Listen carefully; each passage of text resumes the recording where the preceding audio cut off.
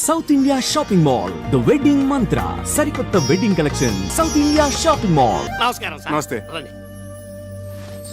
ఏమిటి సార్ ఇందులోంచి ఇంత పొగ వస్తుంది? నీ గురించి ఆలోచించి ఆలోచించి బుర్ర వేడెక్కిపోయిందిరా. నా గురించా? అవునరా, రేపు నువ్వే అసలు డాక్టర్ అనుకుని నా కొంప కూలిపోతే నేను చెప్పబట్టుకుని తిరగలేనురా. సత్యం చిట్కీ కూడా అదే భావం ప్రకటిస్తుంది. సార్ ఒక్క 4 రోజులు నన్ను ఇలా నాటకం ఆడినవండి సార్. నా భార్య గర్వపడేలాగా ఓ మంచి ఉద్యోగం సంపాదించి ఈ వేషం తీసేస్తాను. అప్పటి వరకు ఇది గుట్టుగా ఉంచండి sir. Please help me sir. చక్రే, ఏ చక్రే, ఎవరండి? ఏం కావాలి? నువ్వెవరు? వాడెవతినో లేవేసుకొచ్చాడన్నారు, నువ్వేనా? పిచ్చి పిచ్చిగా వాగితే నిన్ను నేంద్రంగా చిప్స్లా వేయించేస్తాను. పొడపట్టి నేను ఆయన పెళ్ళాన్ని. అబ్బో, ఇంత రోజున చూపిస్తున్నావంటే నిజంగా వాడి పిల్లానివే. మరి నీ మొగుడేంటే చీము నెత్తులేని సన్నాసి. అబ్బా, వచ్చిన పనింటో చెప్పు. ఒక చిన్న మాటకి ఇంత దెబ్బ కొట్టావే. నీ మొగుడు నా డోలి అద్దెకొట్టి నా మామూలు దాటొస్తే వాడి చర్మ మలిసి ఎండబెట్టద్దు. డోలు ఏమిటి, అదేమిటి? మా ఆయన అసిస్టెంట్ డాక్టర్ అయితేను. ఓహో, పెళ్ళాన్ దగ్గర అట్ల కప్పలు కొట్టాడా చెన్నికిట్టుడు? వాడు డాక్టరు కాదు, డైరెక్టరు కాదు. ఇదిగో చూడు, ఈ డోలి మీద అడ్డమైన వాళ్ళని ఆ కొండపైకి తీసుకెళ్లే లైసెన్స్ కూలి.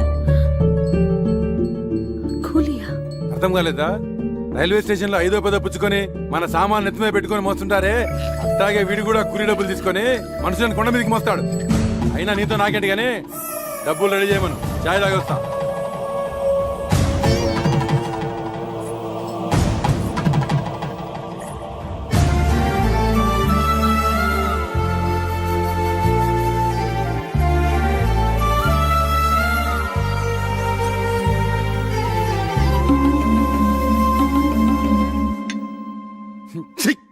చగరైదని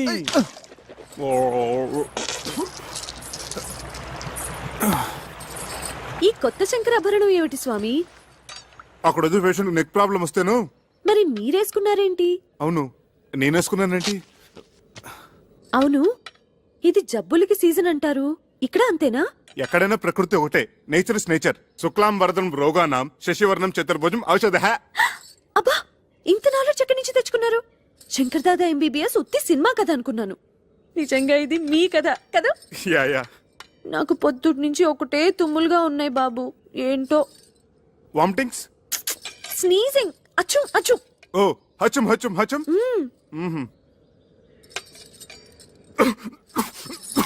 ఎవరో మిమ్మల్ని తలుచుకుంటున్నారు. చక్రే, చక్రే, బా, నా పేషెంట్స్ టిఫిన్ కూడా తిని చావనెవరు. Correct correct. చక్రిగా కమింగ్ కమింగ్. రానా బయటికి, రానా బయటికి. ఎలుగుబంటి కాడ ఇక్కడికి వచ్చాడేమిటి? తీసుకురారా డబ్బులు. లేనని చెప్పు. ఈయన లేరని చెప్పమంటున్నారు సార్. ఇంకా అక్కడే నక్కుతే నేనే చొరపడి వాడి పేగులతో వీణ వాయిస్తా. వాడు అనంత పని చేస్తాడు. పచ్చినెతురుతో పానకం తాగేసే మనిషి. మీరేం తక్కువ? 6.5 feet Amitabh Bachchan. 1 2 3 go Bachchan go. ఏంటి? వాడు నాతో బచ్చాలు ఆడుకుంటాడే. నన్ను తలుచుకుంటూ వాడితో ఆడుకోండి. ఒక్కొక్క దెబ్బకి ఆ, ఒక్కొక్క ఆ, ఒక్కొక్క తన్నుకి ఒక్కొక్క. ఇక చూసుకో, బచ్చాలు ఆడుకుంటాను. 1 2 3. రేయ్! Go Chakri go. ఏంట్రా నీ లేనప్పుడు తెగ తుమ్ముతున్నావట? ఆ? ఏంట్రా పిట్ట కండ పట్టింది, కూతలు వస్తున్నాయి, తీయ డబ్బు. చెయ్యి తీరా కుయ్యా.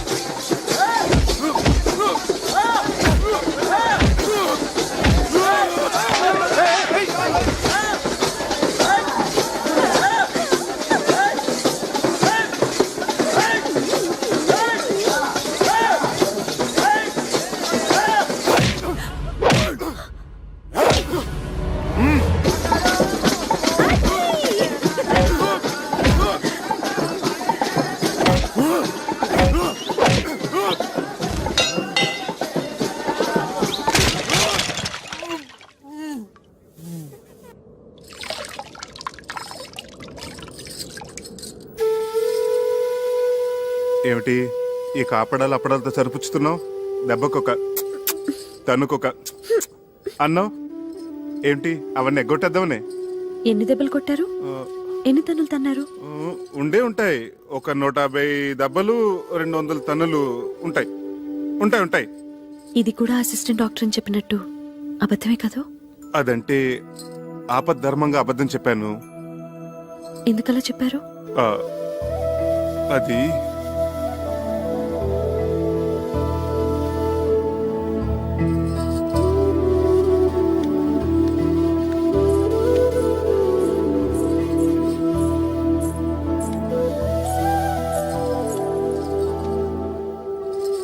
చెప్పండి ప్లీజ్.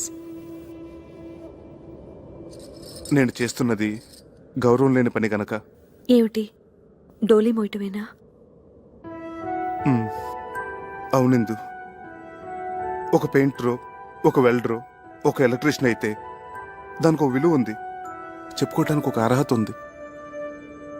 ఆనాడు నిన్ను దక్కించుకోవాలన్న పిచ్చితో నిన్ను మోసం చేసి పెళ్లి చేసుకున్నాను. అందుకెంతో పెద్ద మనసుతో నువ్వు సరిపెట్టుకున్నావు. అంతటి సున్నితమైన మనసున్న నిన్ను నేను చేస్తున్న ఈ పనికిమాల పని గురించి చెప్పి నొప్పించదలుచుకోలేదు. అందుకే అబద్ధం చెప్పాను. ఓ మంచి ఉద్యోగం వెతుకుంటున్నాను. ఇప్పుడు చేస్తున్నది మంచిది కాదని ఎందుకు అనుకుంటున్నారు? గౌరవం లేదని ఎవరు చెప్పారు? చూడండి, అమ్మవారిని మోస్తున్న ఆ కొండ ఎంత పుణ్యం చేసుకుందో, ఆమె భక్తుల్ని మోసుకెళ్లే మీరు కూడా అంత పుణ్యం చేసుకుంటున్నారు. తమంతట తాము దర్శనం చేసుకోలేని అభాగ్యులను మీ భుజాల మీద తీసుకెళ్లి అమ్మవారిని చూపిస్తున్నారు. ఇంతకంటే ఏం కావాలి చెప్పండి? ఇందు, ఇప్పుడు మీ భార్యగా నాకు మరింత గౌరవం పెరిగింది.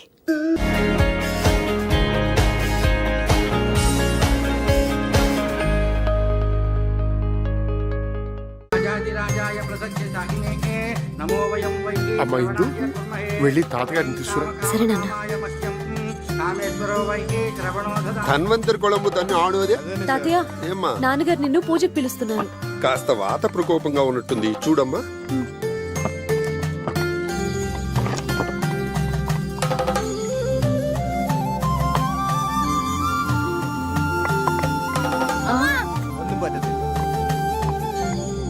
నల్ల విషపుండు.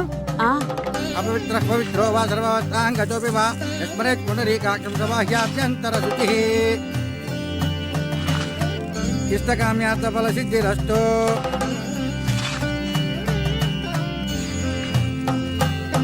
మనోవాంఛా ఫల సిద్ధిరస్తు. రెండన్నా.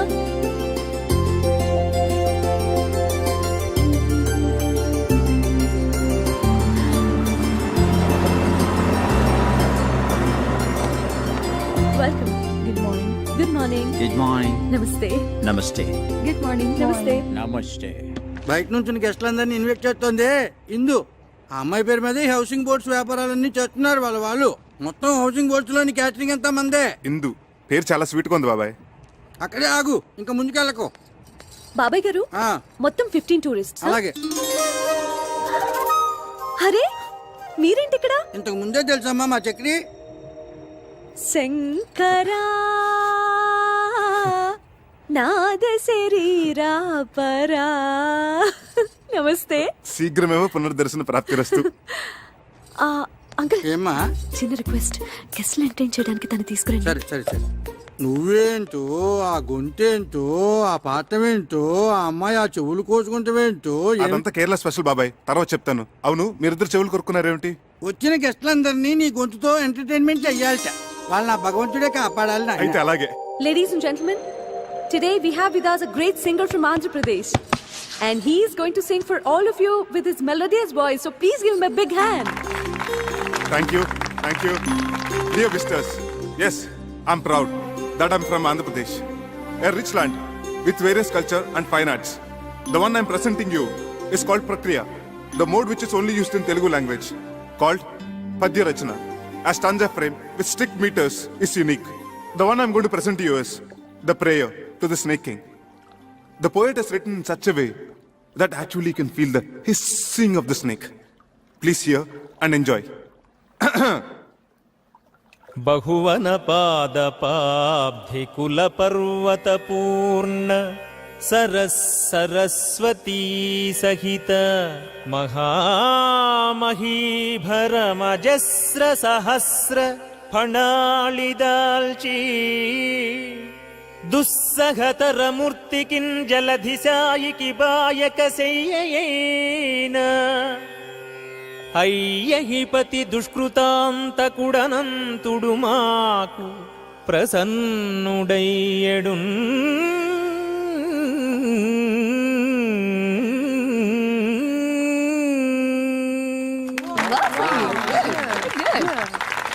అమ్మో మీరు సామాన్యులు కారండి. Such a multi faceted genius. Thank you. ఆ పద్యం ఎంత బాగా పాడారండి. అసలు నా స్ట్రాంగ్ పాయింట్ అవన్నీ కాదండి, జానపదం.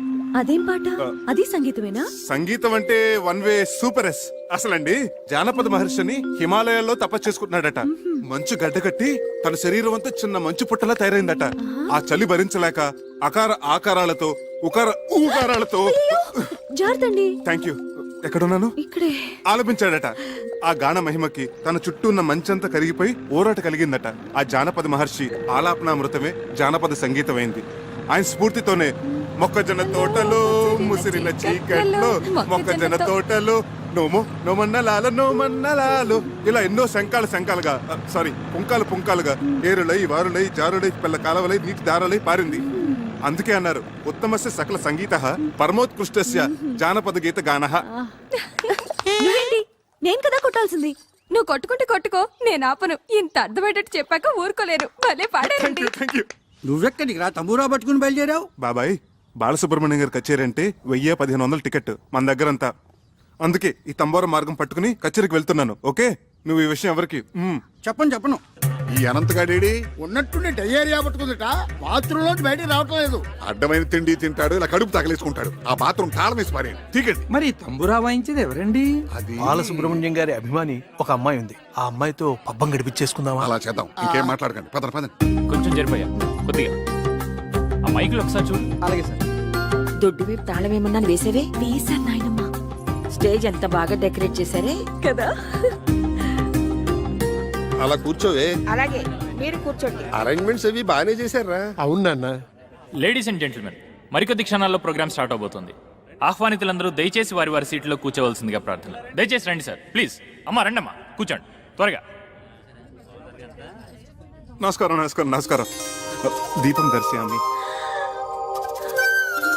శంకర. కూర్చో. గాన గంధర్వులు బాలసుబ్రహ్మణ్యం గారికి జిందాబాద్. గాన గంధర్వులు బాలసుబ్రహ్మణ్యం గారికి. చక్రధరం, నన్నా సార్. నీ పేరు నాకు ఎలా తెలిసిన ఆశ్చర్యపడుతున్నావా? నీ పేరే కాదు, నీ జాతకం అంతా తెలుసు.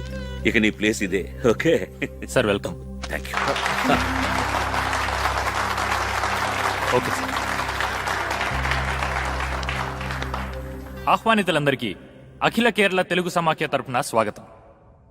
మన ప్రవాసాంధ్రుల మీదున్న ఎనలేని అభిమానంతో గానగంధర్వులు పద్మశ్రీ బాలసుబ్రహ్మణ్యం గారు తమ అమెరికా ట్రిప్ను కూడా వాయిదా వేసుకుని ఇక్కడికి వచ్చారు.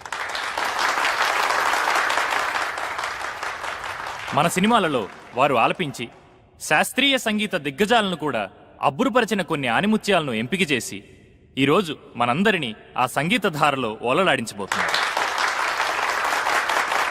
అయితే ముందుగా జుగల్బందీ రూపంలో శ్రీ చక్రధర్రావు గారు జానపద సరళిలో, గానగంధర్వులు శాస్త్రీయ బాణీలో వారి గొంతు కలపబోతున్నారు.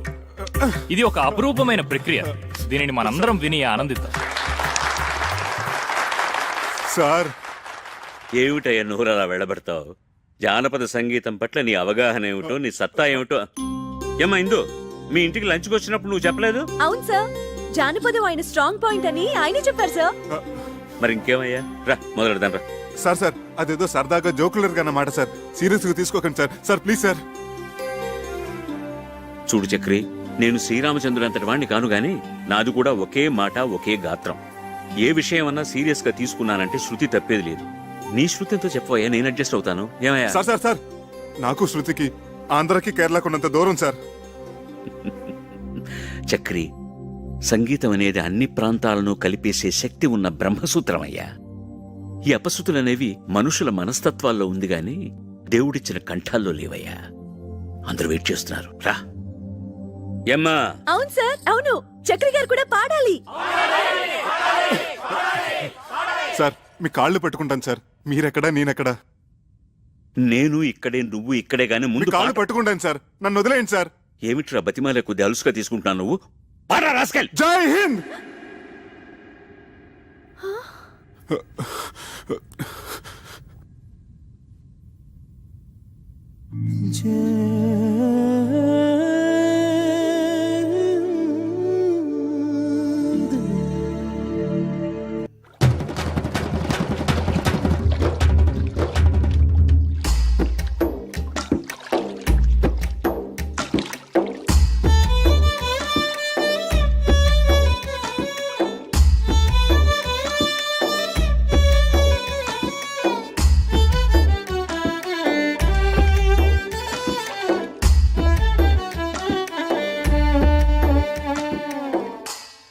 నేను పాడిన దానికంటే నువ్వు వాయిస్తుంటే పాట ఇంకా బాగుందనిపిస్తోంది. అదేం కాదు.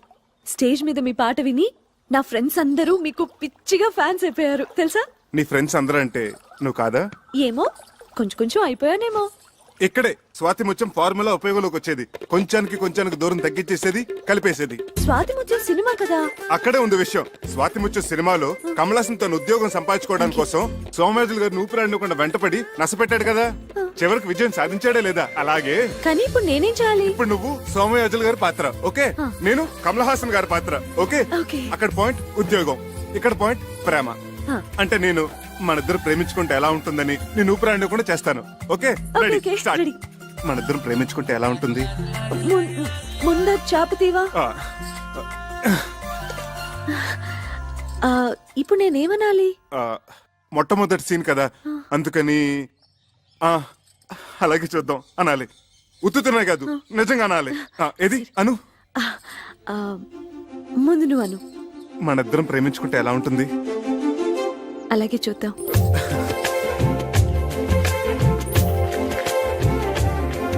ఏమండి మన ప్రేమ సంగతి? అలాగే చూద్దాం. ఏమండి నాది?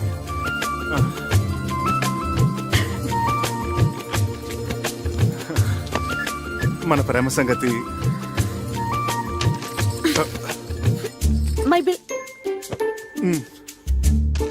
నా బిల్ ప్లీజ్.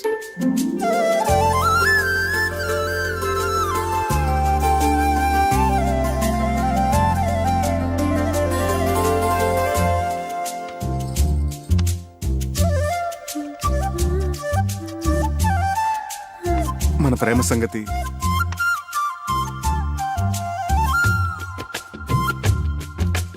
మన ప్రేమ సంగతి? అబ్బా అబ్బబ్బబ్బబ్బా. ఛీ!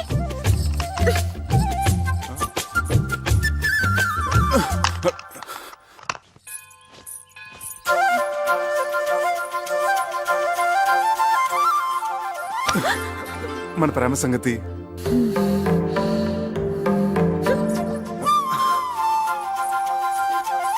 మన ప్రేమ సంగతి? ఏమండి, అలాగే చూద్దాం అన్న ఒక్క మాటకి ఇలా నన్ను పీకి పాకన పెడితే ఏమైనా బాగుంటుందా చెప్పండి? Please tell me. అసలు ప్రేమంటే టూత్ పేస్టో పెప్పర్మెంట్ బిల్డో కాదండి. కొన్ని చేతిలో పెట్టడానికి మనసులోంచి దానంతట అదే పైకి రావాలి.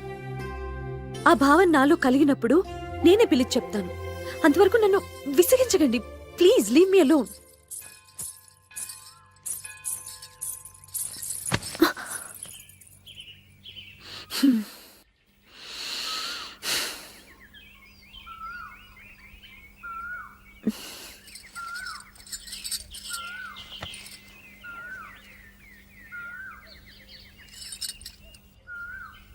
మన ప్రేమ సంగతి.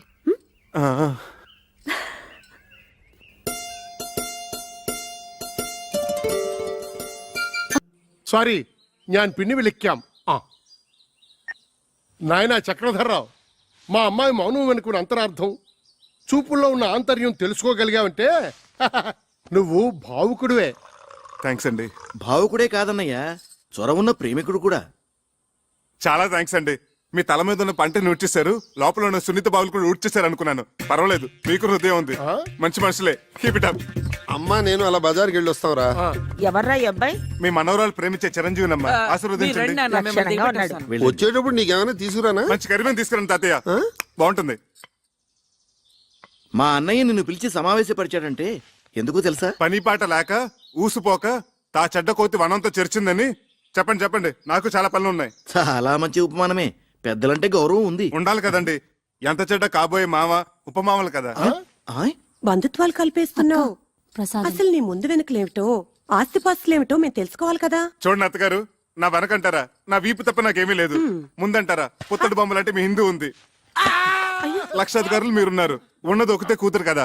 ఇక నాకంటూ ఆస్తి ఉంటే ఎంత, లేకపోతే ఎంత చెప్పండి. ఈ అబ్బాయి మన ఇందుకి సరైన వాడే అంటావా? ఏమో చాలా లేకిగా కనిపిస్తున్నాడు.